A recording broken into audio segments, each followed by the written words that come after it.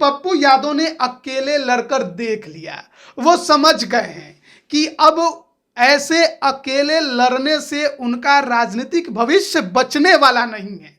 और आरजेडी का जब से हाथ उनके सर से हटा है, या कहिए लालू यादव का हाथ उनके सर से हटा है, पप्पू यादव एक चुनाव भी अपने दम पर नहीं जीत पाए। पप्पू यादव भी इस ताक में बैठे हैं कि अब उन्हें भी कोई मजबूत साथी मिल जाए जिसका हाथ पकड़कर वो भी 2024 लोकसभा चुनाव का बेड़ा पार कर लें। पप्पू यादव की नजदीकियां कांग्रेस से ज्यादा बढ़ी हैं। भले कांग्रेस में चल जाएं, उससे भी बात ना बने तो हो सकता है कि नीतीश कुमार के भी साथ चले जाएं, लेकिन राष्ट्रीय जनता दल में पप्पू यादव लौटेंगे इसका अनुमान आप मत लगाइए। बिहार की जेल से तिहाड़ की जेल तक की यात्रा कर चुके हैं और एक तरह से कहिए कि उन्होंने लालू यादव के सामने चुनौती पेश करने की कोशिश की। नमस्कार, लाइव बिहार देख रहे हैं आप। मैं हूं आपके साथ सुंदरम कुमार। जाप सुप्रीमो पप्पू यादव सुबह सुबह प्रेस कॉन्फ्रेंस करके बड़ा दावा करते हैं।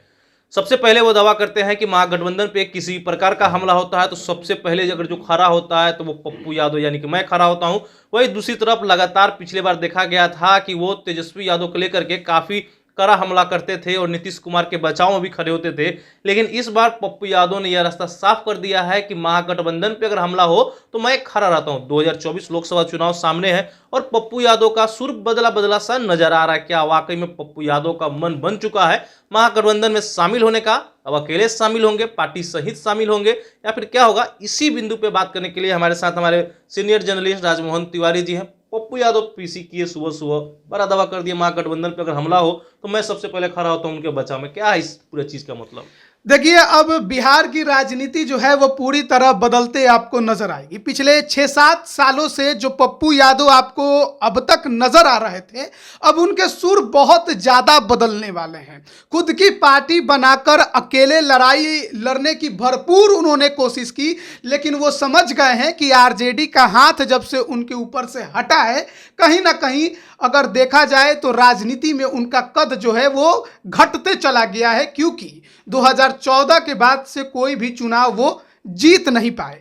अब देखिए, पप्पू यादव कोई नए नवेले नेता नहीं है, बहुत पुराने नेता हैं। उनकी छवि के बारे में हर कोई जानता है।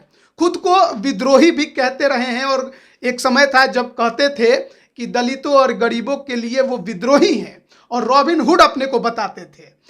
लेकिन अगर उनके राजनीतिक सफर और अतीत को देखें तो उनका जो छवि रहा वो बाहुबली नेता का रहा, और जिसका ये कारण भी रहा कि वो बिहार की जेल से तिहाड़ की जेल तक की यात्रा कर चुके हैं। लेकिन जब से जेल से छूटे, सामाजिक कार्यों के लिए वो काफ़ी ज़्यादा जाने जाते हैं और ये हमेशा देखने को मिला है कि जहाँ भी किसी प्रकार की घटना हुई वहाँ पर पप्पू यादव पहले या बाद में भी पहुँचते जरूर हैं। यानी अपने कैरेक्टर में उन्होंने बहुत सुधार करने की कोशिश की है और सुधार किया भी है, लेकिन उसका फायदा उनको अब तक राजनीति में नहीं दिखा है। खुद की पार्टी बनाने के बावजूद भी उसका कोई असर जब अब नहीं पड़ा तो ऐसा लगता है कि पप्पू यादव इस बात को समझ गए हैं कि बिहार में अगर राजनीति करनी है तो किसी मजबूत गठबंधन का और पार्टी का साथ लेकर चलना पड़ेगा। अब थोड़ा पप्पू यादव के राजनीतिक इतिहास पर भी हम लोग चर्चा कर लेते हैं। सबसे पहले 1990 में वो सियासत में आए थे। निर्दलीय तौर पर विधायक बनकर सिंहेश्वर स्थान से विधानसभा पहुंचे और उसके बाद उन्होंने कभी पलटकर पीछे नहीं देखा। पूर्णिया से 1991, 96 और 99 में सांसद बने। उसके बाद मधेपुरा से आरजेडी के टिकट पर 2 बार सांसद बने। लालू यादव और पप्पू यादव की करीबियों के बारे में हर कोई चर्चा करता था और यहां तक कि यह भी माना जाता है कि पप्पू यादव खुद को लालू यादव का उत्तराधिकारी मानते थे। लेकिन उनका सपना उस समय टूट गया जब 2015 में महागठबंधन बना और लालू यादव ने अपनी राजनीतिक विरासत अपने छोटे बेटे तेजस्वी यादव को सौंप दी। उसी दौरान जबकि आरजेडी के सांसद थे पप्पू यादव, 2014 में मधेपुरा से जीते थे, उन्होंने पार्टी के खिलाफ बगावत कर दी, पार्टी के खिलाफ बयान देने लगे, जिसका नतीजा ये रहा कि लालू यादव ने उन्हें पार्टी से बाहर का रास्ता दिखा दिया।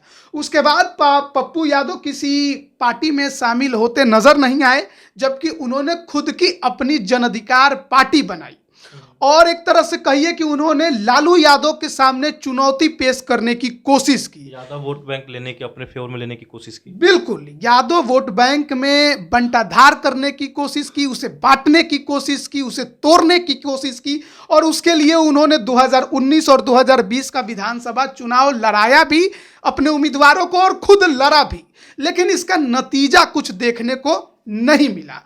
पप्पू यादव 2019 के लोकसभा चुनाव में अपनी पार्टी के टिकट पर, जन अधिकार पार्टी जिसे लोग जाप के नाम से भी जानते हैं, उसके टिकट पर मधेपुरा से चुनाव लड़े और नतीजा ये रहा कि उनका जमानत जब्त हो गया। तीसरे नंबर पर आए वो। एक समय था जब मधेपुरा के किंग कहे जाते थे, लेकिन तीसरे नंबर पर आने का मतलब कि उनका राजनीतिक कद 2019 के लोकसभा चुनाव में बेहद कम हो गया। और आपको मैं बता रहा हूं कि जो परिणाम रहा वो भी देखिए। दिनेश चंद्र यादव जो कि एनडीए से जेडीयू के टिकट पर उम्मीदवार थे, उन्हें 6,24,334 वोट मिले थे। आरजेडी के टिकट पर उस समय शरद यादव लड़ रहे थे, उन्हें 3,22,807 वोट मिला था, वो दूसरे नंबर पर है। और पप्पू यादव को 97,631 वोट मिला, वो तीसरे नंबर पर है। इसके बाद बारी आई 2020 विधानसभा चुनाव की। पप्पू यादव ने अपनी पार्टी के कई उम्मीदवार कई सीटों पर उतारा और खुद भी मधेपुरा की सीट पर उतरे और देखिए हाल क्या रहा। एक बार फिर उनका जमानत जब्त हो गया।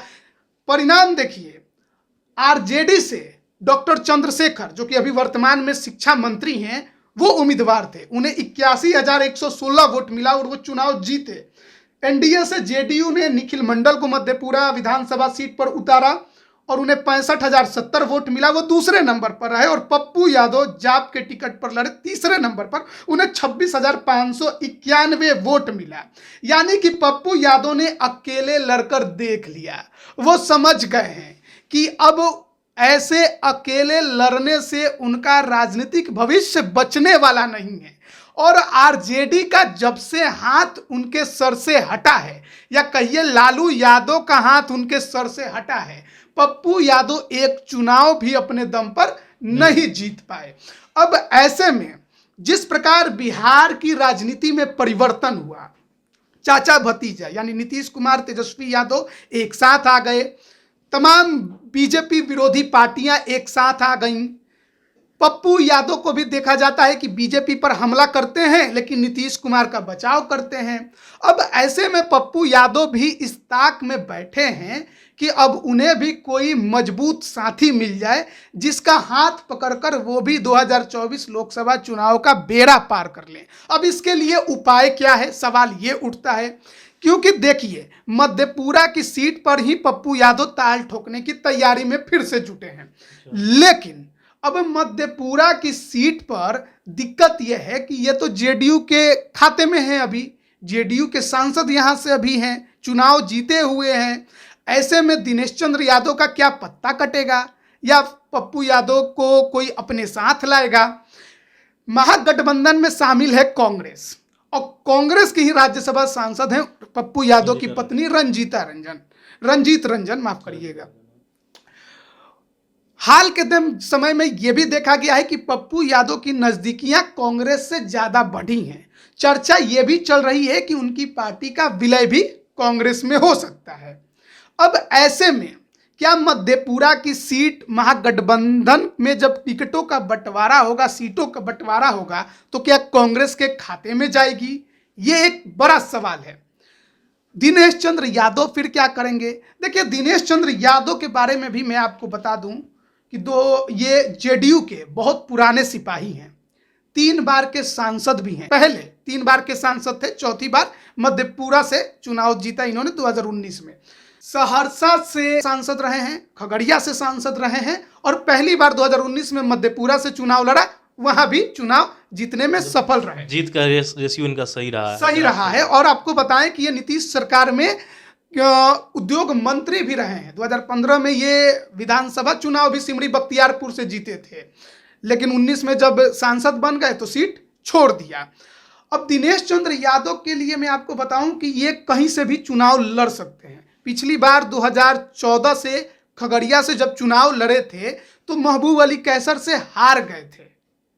2009 में जीते जरूर थे, लेकिन 2014 में खगड़िया की सीट ये लूज कर गए थे। महबूब अली कैसर अभी वहां के वर्तमान सांसद हैं और पारस गुट राष्ट्रीय लोजपा जो है, पारस गुट जो है उसके साथ हैं। अगर उन्हीं के साथ महबूब अली कैसर रह गए तो हो सकता है कि दिनेश चंद्र यादव को मधेपुरा छोड़कर यहां बुला लिया जाए खगड़िया, और हो सकता है कि मधेपुरा सीट कांग्रेस के लिए छोड़ दिया जाए। कांग्रेस वहां से पप्पू यादव को अगर शामिल होते हैं वो तो उम्मीदवार बना सकती है। लेकिन आरजेडी इस सीट पर हमेशा से लड़ती रही है। पिछली बार शरद यादव को भी उम्मीदवार बनाया गया था, लेकिन शरद यादव अब बहुत पुराने हो गए हैं, राजनीति से एक तरह से कहिए कि उन्होंने संन्यास ही ले लिया है, राजनीति से दूर हो गए हैं, तो आरजेडी के पास भी यह सीट खाली है। चर्चा ये भी जरूर चल रही है कि उनके बेटे जो हैं उनको उम्मीदवार बनाने की, पर मुझे लगता नहीं है कि इतनी जल्दी आरजेडी जो है शरद यादव के बेटे को लोकसभा चुनाव लड़वाएगी। ऐसे में हो भी सकता है कि कांग्रेस इस सीट पर पप्पू यादव के होने के कारण दावा कर ले और ये सीट उनके खाते में चली जाए। लेकिन आपको ये बताएं कि पप्पू यादव अब आरजेडी के साथ जा पाएंगे? अगर इस पर किसी को सवाल है तो मैं ये कह दूं कि भले कांग्रेस में चल जाएं, उससे भी बात ना बने तो हो सकता है कि नीतीश कुमार के भी साथ चले जाएं, लेकिन राष्ट्रीय जनता दल में पप्पू यादव लौटेंगे इसका अनुमान आप मत लगाइए, क्योंकि माफ करिएगा, तेजस्वी यादव और पप्पू यादव की जोड़ी एक साथ नहीं आपको देखने को मिलेगी। क्योंकि नीतीश कुमार के बचाव में पप्पू यादव हमेशा बोले हैं, लेकिन तेजस्वी यादव उनके निशाने पर हमेशा रहे हैं, और उत्तराधिकारी की चाहत में जिस प्रकार से उन्होंने आरजेडी के खिलाफ बगावत की, वो शायद जो चुभन है अभी लालू यादव के अंदर से निकली नहीं होगी। फिर एक सवाल सामने आएगा कि जिस प्रकार से पप्पू यादव तो दावा कर रहे हैं, अपने आप को कह रहे हैं कि महागठबंधन में जाएंगे, तेजस्वी जी अगर नाराज है तो तेजस्वी जी तो विरोध करेंगे उनका। फिर देखिए, हो सकता है कि विरोध करें, लेकिन बीजेपी को हराने के नाम पर अभी जब तेजस्वी यादव नीतीश कुमार के साथ चले गए तो पप्पू यादव के साथ भी वो क्यों ना समझौता कर ले, हम ये क्यों ना माने। कहेंगे कि हमारे पार्टी में थोड़ी है, कांग्रेस में है, कांग्रेस का है कि कांग्रेस किसको अपना उम्मीदवार बनाएगी, किसको नहीं बनाएगी, ये सवाल आएगा। तो ठीक पप्पू यादव का राजनीतिक भविष्य अब लग रहा है कि फिर से उज्जवल की तरफ जाएगा। 2014 लोकसभा के बाद और 15 फिर 19-20 देखा गया, राजद के साथ छोड़ने के बाद अपने पार्टी बनाए। आपने जैसे बताया कि फिर राजनीतिक भविष्य उनका डाउन होते चला गया। अब वाकई में लग रहा है कि पप्पू यादव महागठबंधन के सहारे 2024 लोकसभा चुनाव पार करेंगे। देखिए, पैरवी तो वो कर रहे हैं महागठबंधन से जाने की। अब महागठबंधन उनको कितना भाव देगी और कितना तवज्जो देगी, यही तो देखना बाकी है। चलिए, तो देखना होगा पप्पू यादव का राजनीतिक भविष्य क्या वाकई में 2024 लोकसभा चुनाव के समय महागठबंधन के साथ हो जाएगा। फिलहाल जो चर्चाएं सामने आ रही है उससे यह अनुमान लगाया जा सकता है कि पप्पू यादव ने अपना मूड बना लिया है और वो महागठबंधन में कभी भी शामिल होने के लिए आगे जा सकते हैं। फिलहाल के लिए इतना ही। बने रहिए लाइव बिहार के साथ। सभी का बहुत बहुत धन्यवाद। लाइव बिहार यूट्यूब पर सब्सक्राइब और फेसबुक पर लाइक जरूर करें।